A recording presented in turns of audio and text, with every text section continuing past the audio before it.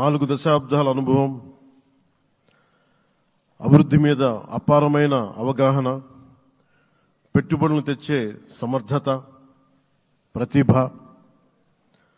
విదేశాల్లో ఉండే నాయకుల్ని మలేషియా దగ్గర నుంచి, సింగపూర్ దగ్గర నుంచి, యూరోప్ దగ్గర, అమెరికా నుంచి ఆ దేశాల అధ్యక్షుల్ని తెలుగు రాష్ట్రాల వైపు దృష్టి మళ్లించేంత శక్తి సమర్థత ఉన్న శ్రీ నారా చంద్రబాబు నాయుడు గారికి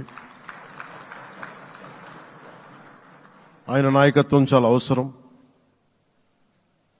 ఆయన అనుభవం చాలా అవసరం.